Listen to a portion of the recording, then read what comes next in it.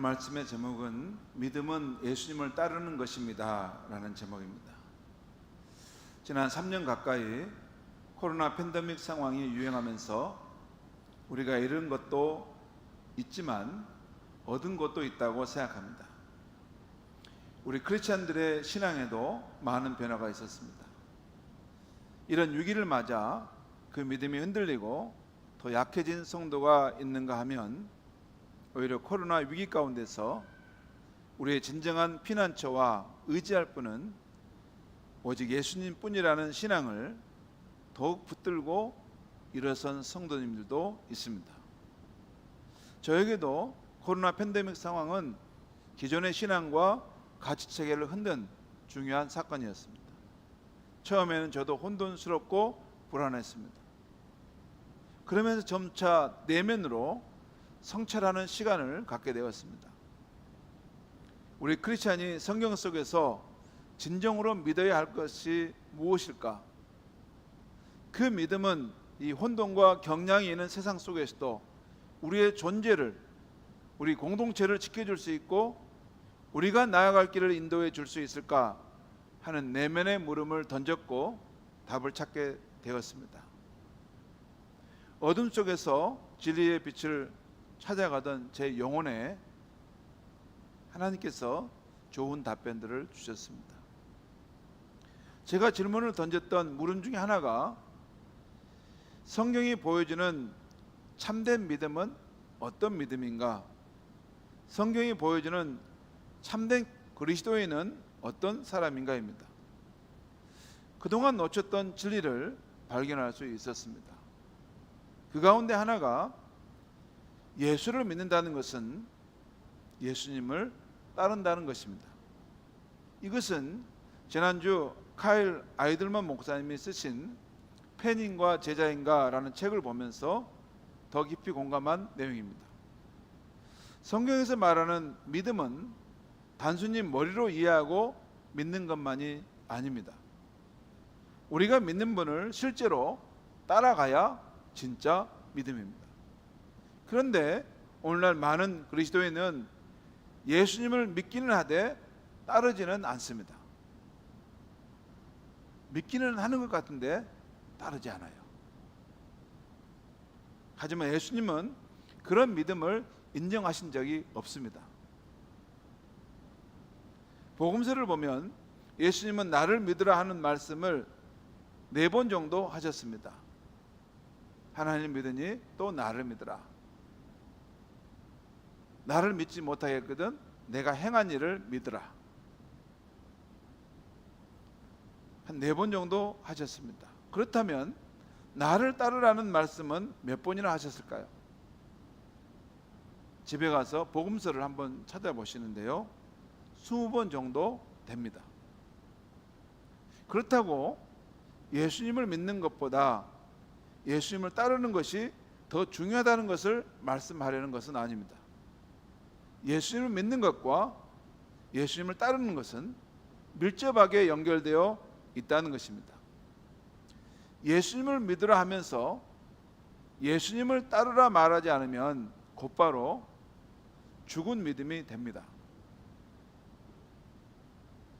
믿음의 일부에는 반드시 따름이 있어야 하기 때문입니다. 그래서 예수님을 진정으로 믿는 사람은 반드시 그분을 따르게 되어 있습니다. 예수님을 따르지 않는데 예수님을 믿는다, 그런 신앙은 성경에서 말하지 않습니다. 많은 그리스도인들이 성경 말씀을 딱 하나 암송하는 것이 있다면 요한복음 3장 16절일 것입니다. 요한복음 3장 16절 말씀 우리 같이 한번 읽겠습니다. 시작. 하나님이 세상을 이처럼 사랑하사 독생자를 주셨으니 이는 그를 믿는 자마다 멸망하지 않고 영생을 얻게 하려 하심이라. 이 중간에 말씀의 핵심을 보면 믿는 자, 믿음에 대한 말씀을 하고 있어요. 이 말씀은 정말 아름다운 복음이 담긴 말씀입니다. 하나님께서 세상에 있는 죄인인 우리를 사랑하시고 예수님이 우리를 위해 돌아가셨고 우리가 그 독생자 예수님을 믿음으로 영원한 생명을 얻을 수 있다는 내용은 복음의 핵심입니다. 이 말씀은 참으로 위대한 말씀입니다. 그러나 우리가 성경 말씀대로 온전한 믿음을 가지려면 예수님의 다음 말씀도 함께 받아들여야 합니다. 누가복음 9장 23절 말씀인데요, 우리 한번 같이 또 읽겠습니다. 시작. 무리에게 이르시되 아무든지 나를 따라오려거든 자기를 부인하고 날마다 제 십자가를 지고 나를 따를 것이니라. 이 말씀의 중심은 예수를 따름입니다. 예수를 따르는 것. 우리를 향해 예수님을 따르라는 이 말씀은 사실 누가복음뿐만 아니라 마태복음, 마가복음에도 나오는 중요한 말씀입니다. 세 복음서에 반복적으로 나온다는 것은 예수님의 말씀 가운데 중요하다는 거예요. 앞에서 본 요한복음 3장 16절이 예수님과의 관계에서 우리의 믿음을 강조한다면 누가복음 9장 23절은 우리의 따름을 강조합니다. 그래서 우리가 사복음서를 총괄해서 온전한 믿음을 가지려면 이 두 말씀을 함께 받아들여야 합니다. 믿음을 강조하는 요한복음 3장 16절과 따름을 강조하는 누가복음 9장 23절입니다. 이 두 말씀이 우리 안에서 하나로 합쳐져야 복음의 능력이 살아있게 됩니다. 사실 예수님을 믿기는 하지만 예수님을 따르지 않는 그런 믿음이란 존재하지 않습니다.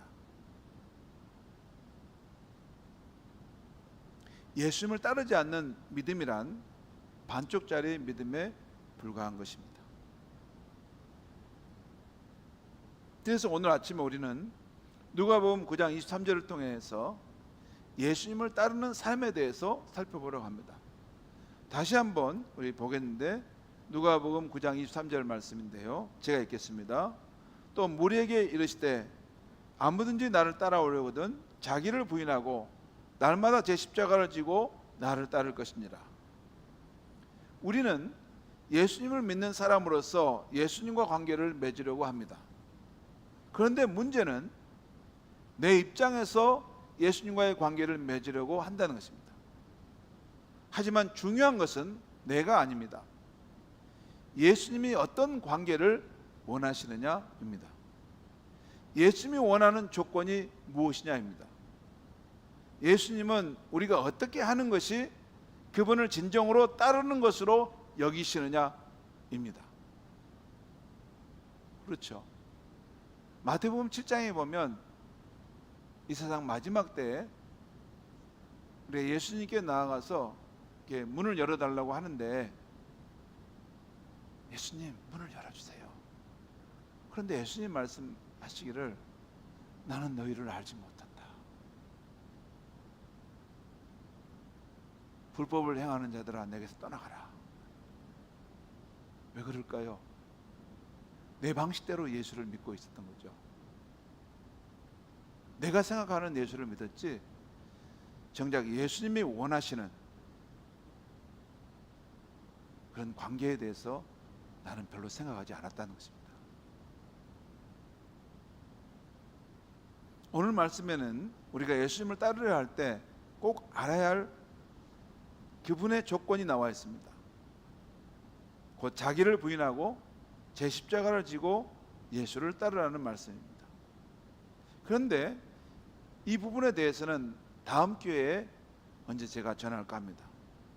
오늘은 예수님이 말씀하신 앞부분 아무든지 나를 따라오려거든 이 부분에 대해서 말씀드리려 합니다. 특별히 이 말씀에 담겨있는 다음 세 가지를 살펴보려고 하는 것이에요. 첫째는 아무든지 나를 따라오려거든 이 말씀은 명령이 아니라 초대라는 것입니다.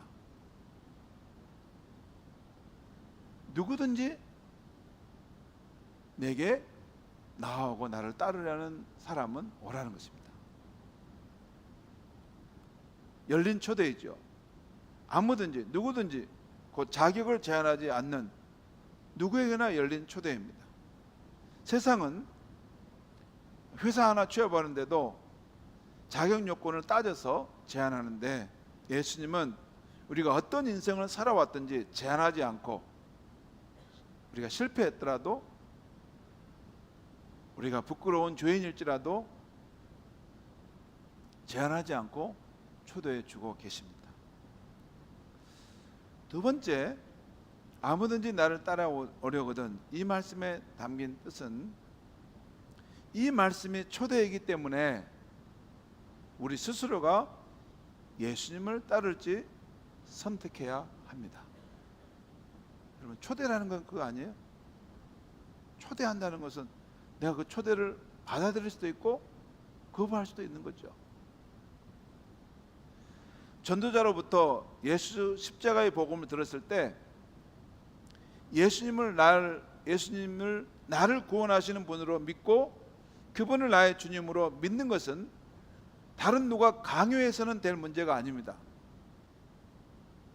우리 자신이 개인적으로 선택해야 할 문제입니다. 기독교 집안에서 태어났기에 부모를 따라 교회를 다닌다고 해서 저절로 그리스도인이 되는 것은 아닙니다. 제가 모태신앙이어서 어머님 손잡고 교회를 다녔는데, 그래서 제가 그리스도인이 된 게 아니에요. 저는 29살 때 분명하게 예수님이 내 인생의 구원자라는 것을 내 입술로, 내 영혼으로 깊이 고백하고 받아들였습니다. 여러분, 어렸을 때부터 부모님의 손 잡고 교회를 나왔으니까 내가 그리스도인이다? 아닙니다. 예수님께서 이것을 믿느냐? 이 성경에서 말씀하고 있는 그 사실, 그 복음, 예수님과 함께 된 그 복음을 내가 곰곰이 생각해 봤더니 이건 믿어야 할 것이다 라고 해서 내가 믿고 받아들이냐 하는 것이에요.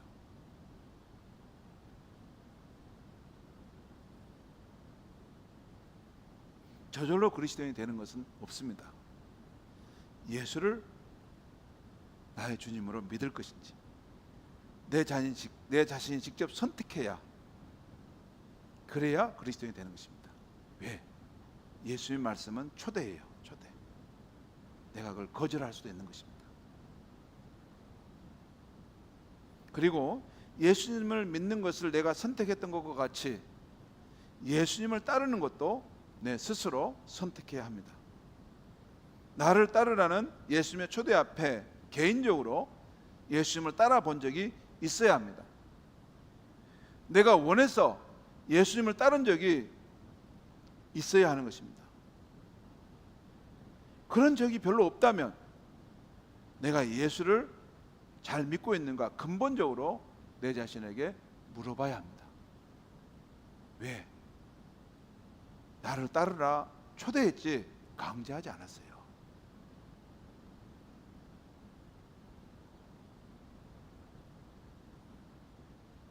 예수님을 진정으로 믿는 사람은 반드시 그분을 따르게 되어 있습니다.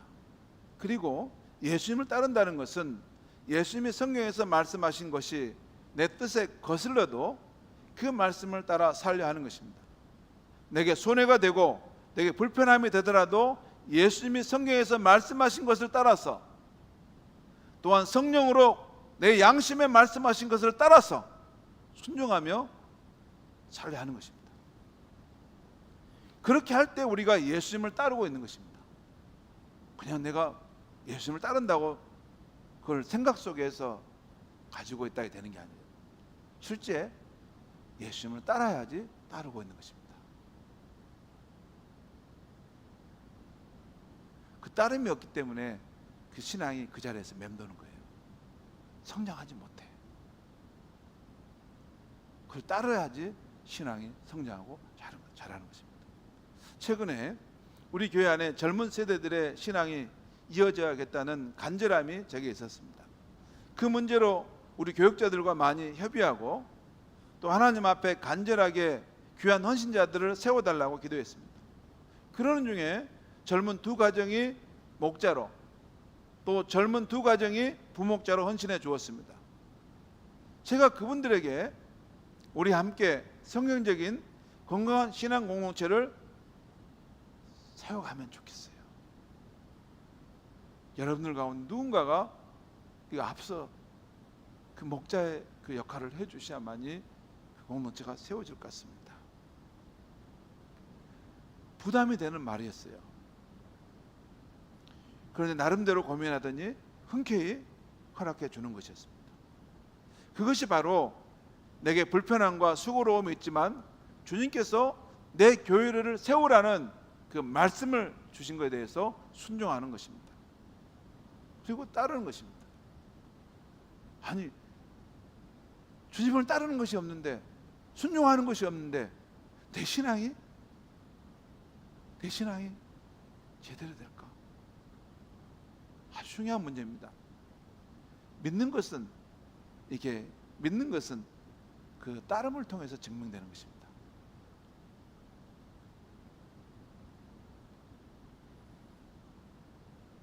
그리고 여러분들 가운데 목자로 우리 세워주신 우리 분들이 있잖아요. 그 맡겨주신 그 형제 자매들을 내가 예수님의 마음으로 그들을 품고 또 믿음으로 세우려고 하는 것, 그것은 내 교회를 세우라는 주님의 뜻에 따라 내가 순종하며 따르고 있는 것입니다. 앞으로 우리 교회에 젊은 가정들이 건강한 신앙 공동체로 세워지도록 많은 격려와 기도를 해주시기 바랍니다. 자, 아무든지 나를 따라오려거든, 첫 번째는 이게 초대라는 것입니다. 명령이 아니라. 두 번째는 초대이기 때문에 내가 스스로 선택한다는 것이에요.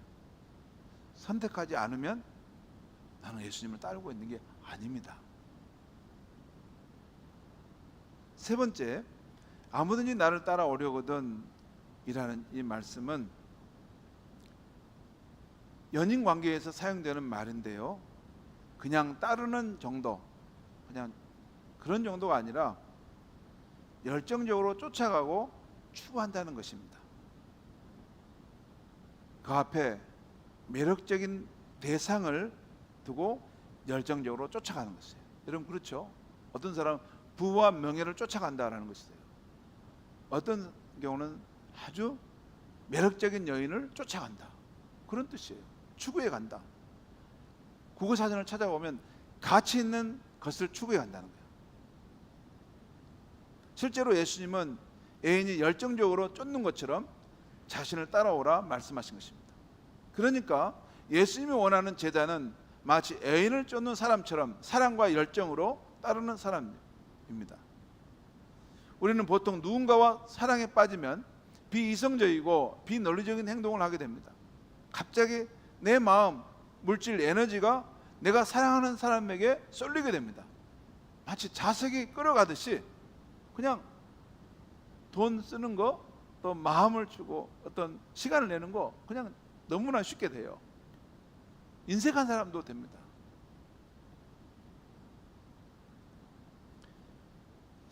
예수님이 나를 따라오라는 말씀하실 때 염두에 둔 모습이 바로 이런 모습입니다.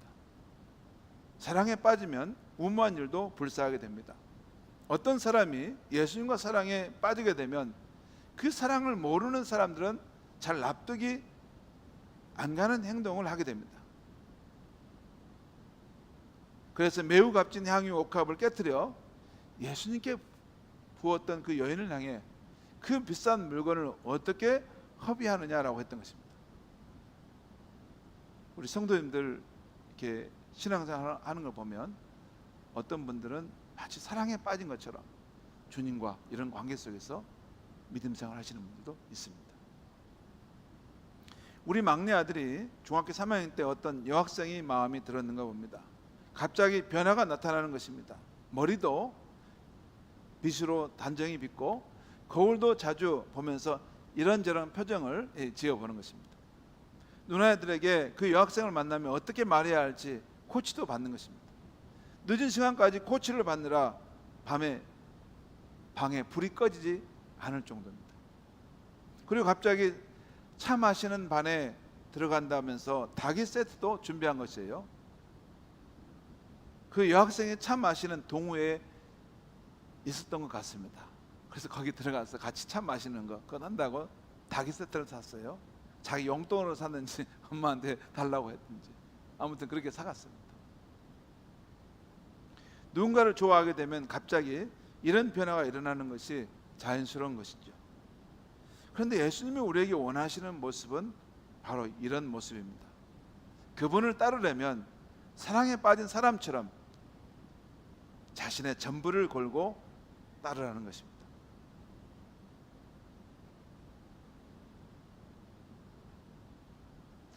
마태복음 13장에서 예수님이 말씀하신 천국 보화에 대한 비유가 나오는데요. 마태복음 13장 44절에 이런 말씀이 나옵니다. 천국은 마치 밭에 감추인 보화와 같으니 사람이 이를 발견한 후 숨겨두고 기뻐하며 돌아가서 자기의 소유를 다 팔아 그 밭을 사느니라. 성경 시대에는 땅속의 재산을 묻는 일이 흔했습니다. 특별히 전쟁이나 사회 혼란이 일어나면 땅속만큼 안전한 곳은 없었습니다. 그런데 땅에 돈이나 보화를 묻고 전쟁터에 나갔다가, 지금도 그렇죠, 우크라이나 전쟁 같은 이런 전쟁터에 나갔다가 살아 돌아오지 못한 경우도 많았습니다. 그런데 그런 상황에서 예수님의 비유 말씀이 있게 된 것입니다. 한 고용된 일꾼이 남의 밭을 갈다가 땅속에서 묻혀있는 보물 상자를 발견합니다. 상자 뚜껑을 열어보니 고가의 보석들이 가득한 것입니다. 심장이 마구 뜁니다. 일꾼은 서둘러 상자를 다시 묶고 일을 합니다. 하지만 마음속에서는 그 보물을 어떻게 할 것인가에 대한 생각뿐입니다. 결론은 어떻게든 보물이 있는 그 땅을 사야겠다는 것입니다. 그래서 그날부터 집이며 가축이며 자기의 모은 재산을 다 팔아 그 밭을 삽니다. 가족과 친구들은 수군거리며 저 사람 갑자기 이상해졌네, 나주 병원에 보내야 할 것 같아. 하지만 실상은 그 밭을 사는 것이야말로 그가 할 수 있는 최선의 투자인 것입니다. 성도 여러분, 예수 그리스도 안에 있는 값진 보화를 발견한 사람은 예수 그리스도 안에 있는 생명, 그 평안, 그 만족함, 세상 그 무엇으로 채워지지 않는 생명수와 같은 만족함, 그리고 참으로 내가 힘들고 어려울 때 세상은 다 나를 버려도 예수만은 영원한 친구로서 나와 함께 하신다는 것, 이걸 발견한 사람은 이 사람처럼 예수님을 쫓지 않을 수 없습니다. 예수님을 쫓기 위해 자신의 전부를 내놓더라도 그것은 최선의 투자임을 알기 때문입니다. 여러분, 예수님의 천국 보화 비유에서 그 일꾼이 보화를 발견한 후에 어떤 마음으로 자신의 전부를 팔았습니까? 어떤 마음이죠? 기뻐하면서 자기의 소유를 다 팔아서 그 밭을 산다는 것입니다. 그러니까 보화를 얻기 위해서 자기의 전부를 파는 동안 그 사람은 기뻐서 어쩔 줄을 모른다는 것입니다. 남 모르는 기쁨이 그 안에 있다는 것입니다. 왜 그럽니까? 예수 보화의 가치가 자신의 전 재산보다 더 값어치가 있었기 때문입니다. 그것이 바로 예수님이 원하시는 모습이에요. 너게 나의 가치는 어느 정도의 가치냐? 너게 나는 어떤 존재이냐? 물으시는 거예요. 예수님을 우리 값지게 보화로 여기는 사람일수록 더욱더 값비싸게 예수님을 믿고 따르게 되는 것입니다. 그런데 성도 여러분, 우리가 그렇게 열정적으로 예수님을 쫓기를 바라시는 이유가 있어요. 그것은 그분이 먼저 우리를 그렇게 열정적으로 사랑하시기 때문입니다. 요한일서 4장 19절 말씀입니다. 우리가 사랑하면 그가 먼저 우리를 사랑하였습니다. 성경의 눈먼 비이성적인 사랑 이야기 가운데 최고는 창조자 하나님이 육신을 입고 이 땅에 오셔서 저와 여러분을 대신하여 십자가에 달려 죽으셨다는 것입니다. 하나님이 여러분과 저를 먼저 쫓으셨습니다. 우리를 향한 하나님의 이 뜨거운 사랑을 평소에는 모르다가 어느 날 문득 깨닫게 되면 우리의 마음이 녹아내리지 않을 수 없습니다. 하나님이 먼저 저와 여러분을 사랑해 주셨기 때문에 우리가 그분을 사랑하지 않을 수가 없는 것입니다. 이것이 기독교입니다. 그런데 성도 여러분, 이제 우리가 예수님을 진정으로 따르고 싶고 주님을 열정적으로 사랑하고 싶은데 내 마음이 어떻게 안 되는 것입니다. 내 마음이 움직임이 안 되는 것입니다. 어떻게 해야 합니까? 예전에는 예수님을 열정적으로 따라다녔는데 언제부턴가 흥미를 잃었습니다. 영적인 관심이 사라졌습니다. 예수님에 대한 사랑의 마음이 증발돼 버렸습니다. 마음에 아무런 영적인 생기나 기쁨이 없이 신앙생활을 합니다. 이것은 영적으로 병에 걸려 있는 것입니다. 바로 에베소 교회의 교인들이 그랬습니다. 요한계시록 2장 4절과 5절에서 주님이 이렇게 말씀하셨습니다. 그러나 너를 책망할 것이 있나니 너의 처음 사랑을 버렸느니라. 그러므로 어디서 떨어졌는지를 생각하고 회개하여 처음 행위를 가지라. 만약 그리하지 아니하고 회개하지 아니하면 내가 내게 가서 내 촛대를 그 자리에서 옮기리라. 여기서 너의 처음 사랑을 버렸다라는 말은 너의 첫사랑을 잃었다는 것입니다. 하나님을 향한 열정이 식어버렸다는 뜻입니다. 예수님을 열정적으로 따르고 싶지만 그 열정이 도무지 생기지 않는 것입니다. 그러면 어떻게 해야 합니까? 예수님께서 에베소 교인들에게 내린 처방대로 하면 됩니다. 곧 회개하고 처음 행위를 가지는 것입니다. 회개는 현재의 나의 신앙을 성찰하고 반성하는 것입니다. 내 안에 영적 메마름이 있고 영적인 것에 대한 그런 관심이 없음에도 아무런 문제를 느끼지 않는 나의 모습을 보고 반성하는 것입니다. 결혼한 지 꽤 시간이 흐르면 감정이 조금씩 식는 것이 자연스러운 현상입니다. 처음에 사랑의 불꽃이 사그라들게 되어 있습니다. 그럴 때 식은 열정의 불씨를 내 마음에 되살리려면 어떻게 해야 합니까? 가장 좋은 방법은 예전에 했던 행동을 다시 하는 것입니다. 예전처럼 꽃다발이나 작은 선물을 사들고 집에 들어가는 것입니다. 예전처럼 사랑의 문자나 편지를 써보는 것입니다. 예전처럼 예쁘게 화장하고 남편을 맞이하는 것입니다.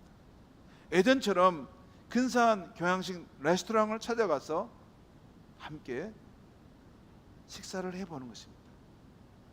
예전처럼 약간 머리 한쪽에 나사가 풀린 사람처럼 사랑에 빠져본다면 다시 식었던 사랑이 뜨거워지게 될 수 있습니다. 예수 그리스도와의 관계도 그렇게 하는 것입니다. 먼저는 그동안의 영적 무관심과 영적인 나태에 대해서 회개하는 마음을 갖는 것입니다. 그리고 예전의 행동으로 돌아가는 것입니다. 예전처럼 아침에 일어나면 새벽 성전을 찾든지 침대에서 하나님을 찾는 것입니다. 예전처럼 차 안에서 복음성가 음악을 틀고 따라 부르는 것입니다. 예전처럼 주일 성수와 예배 시간을 사모하며 생명처럼 찾는 것입니다. 그리고 1년 넘게 처박아 두었던 성경책을 다시 꺼내 하나님의 말씀을 사랑의 편지라고 여기고 다시 읽는 것입니다. 처음에는 잘 안 될 수 있지만 자꾸만 시도해 보면 희미해졌던 불씨가 되살아나게 될 것입니다. 다른 방법이 없습니다.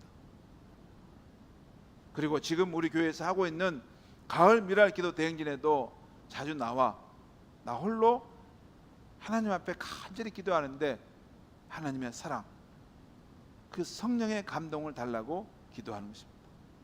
그리고 내 눈앞에 있는 한 사람을 온전히 사랑하셨던 예수님의 방법을 따라서 내 주위에 있는 분들에게 예수님의 사랑을 전해보려고 하고 생명 축제 그를 초청해 보는 것입니다. 이런 거 아무것도 않고 그냥 내 안에 예수님의 그런 사랑이 있고 내가 예수님을 따르고 있다, 그런 일은 없습니다. 예레미야 2장 2절을 보면 하나님께서 그 백성을 향한 지난날의 추억을 이렇게 말씀하십니다. 내 청년의 때의 인애와 내 신혼 때의 사랑을 내가 기억한다. 그 사랑을 너는 회복하라 하는 것입니다. 사랑하는 성도 여러분, 금번 가을에 주님을 향한 우리의 사랑이 단풍이 곱게 물들어 가듯이 아름답게 진하게 물들어 가기를 바랍니다. 주님을 향한 열정이 회복되었다는 좋은 간증들이 많이 있기를 간절히 바랍니다. 간증이 없으면 아무 의미가 없는 것입니다. 진짜로 예수님은 살아계시고 예수님은 여러분에게 뜨거운 사랑으로 여러분과 관계를 맺을 의향이 있습니다. 중요한 것은 내게 그런 마음이 있느냐는 거예요. 그런 사랑을 회복하고자 하는 그런 마음이 여러분과 제 안에 있느냐는 거예요. 그게 있고 그 처음 행위를 가지는 시도를 할 때 이 좋은 가을날 저와 여러분 안에 그런 고운 단풍처럼 주님을 향한 그 사랑의 연합, 사랑의 생기가 감돌게 될 줄 믿습니다. 기도하겠습니다. 하나님 아버지, 믿음은 예수님을 따르는 것이라는 말씀을 전했습니다. 우리가 예수를 믿기만 하지 실제 예수님을 따르지 않았던 우리의 삶이 많았음을 깨닫게 해주시고 회개하는 마음을 주시옵소서. 그리고 또한 예수님을 따를 때, 그 초대를 받을 때 내가 분명히 그 초대에 응해서 나는 예수님을 따르기를 원합니다. 예수님 가는 길에 예수님 인도하시는 길을 따라 내가 시간이 지날수록 점점 더 내 삶의 영역에 예수님을 따르는 모습이 더 많아지게 해 주시옵소서. 특별히 열정을 가지고 예수님이 나를 사랑하셨던 것처럼 나도 뜨겁게 예수님을 사랑합니다. 내 생명을 다해 내 젊음을 다해 예수님을 사랑합니다. 예수님 내 사랑을 받아주소서. 그렇게 예수님을 따르는 진실한 크리스찬들이 되게 하여 주시옵소서. 예수님의 이름으로 기도하옵나이다. 아멘. 저희 다 같이 일어나셔서